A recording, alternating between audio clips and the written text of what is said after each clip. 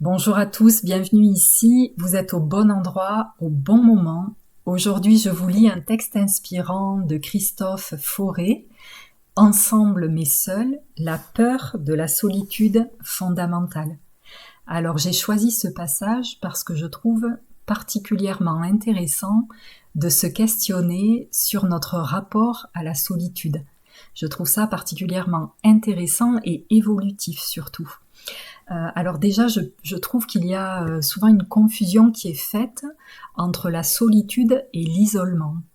Pour moi, en tout cas, l'isolement, ça peut revêtir deux aspects. Donc déjà, l'isolement peut être un isolement subi, c'est-à-dire soit je subis l'isolement, c'est-à-dire que les autres ne viennent pas à mon contact et m'isolent, je le subis. Ça peut être aussi je n'arrive pas à aller au contact des autres, donc je subis mon incapacité à aller vers les autres.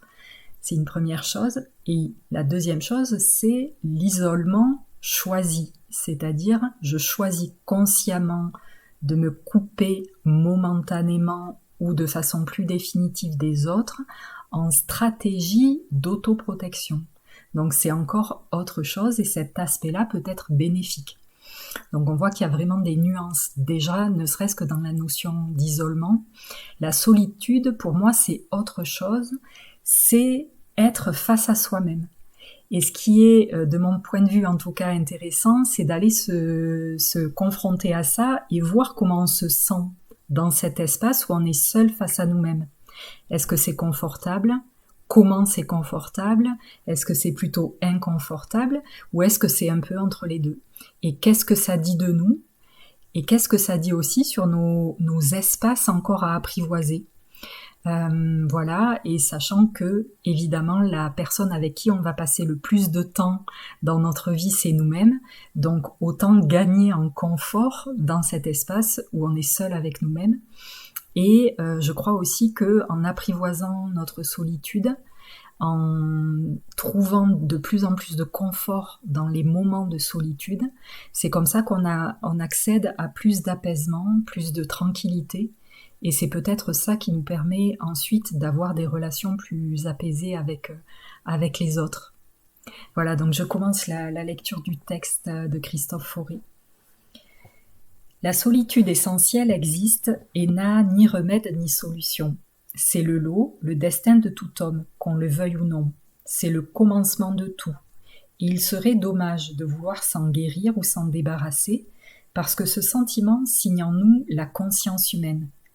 Le sentiment poignant d'être, quoi qu'il arrive, toujours seul avec soi-même, n'a rien à voir avec un problème psychologique. C'est un sentiment métaphysique. À cette solitude essentielle, il n'y a pas de contraire possible. Elle est, tout simplement. Mais alors pourquoi en avons-nous peur ? Oui, pourquoi avons-nous si peur de rencontrer cette solitude, qu'on nous affirme être l'essence même de notre condition d'être humain ? Tout le malheur des hommes vient d'une seule chose, qui est de ne pas savoir demeurer en repos dans une chambre, écrit Blaise Pascal. Il décrit la fuite des hommes dans l'agitation et la distraction pour éviter de penser à soi, pour éviter de nous confronter à cette solitude. Nous sommes réellement remplis de crainte à son égard. Il n'y a qu'à regarder les efforts incroyables que nous déployons pour ne pas nous confronter à elle. Obligations de toutes sortes, stimulation constante via Internet, la télévision, les portables, sollicitations multiples de notre vie sociale, familiale ou professionnelle. Tout cela n'a rien de négatif en soi, mais quand cette agitation est le reflet d'une fuite de soi, là il peut y avoir un problème. À un premier niveau, on pourrait dire que nous avons peur parce qu'on ne nous a jamais appris à accueillir cette solitude.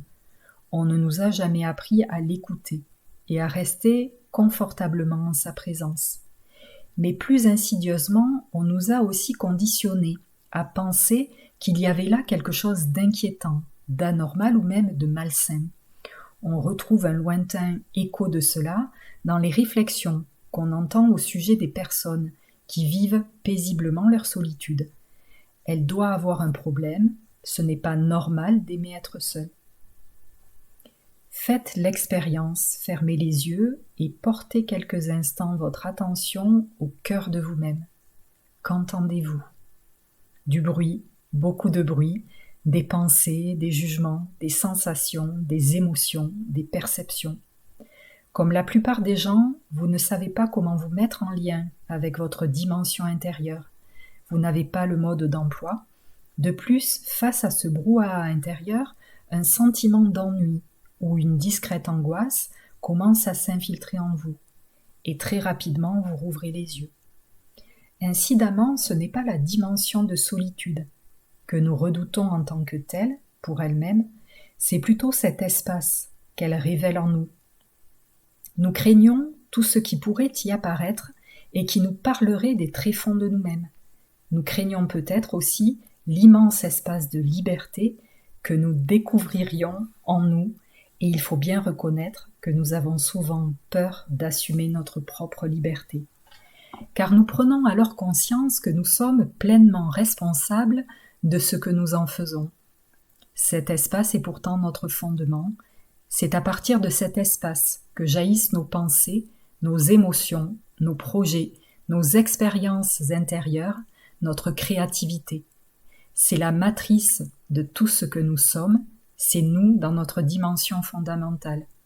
De là, habiter cet espace intérieur le plus consciemment possible, c'est en quelque sorte nous révéler à nous-mêmes. Voilà, c'est tout pour aujourd'hui. J'espère que ce texte vous a inspiré et je vous souhaite une chouette journée.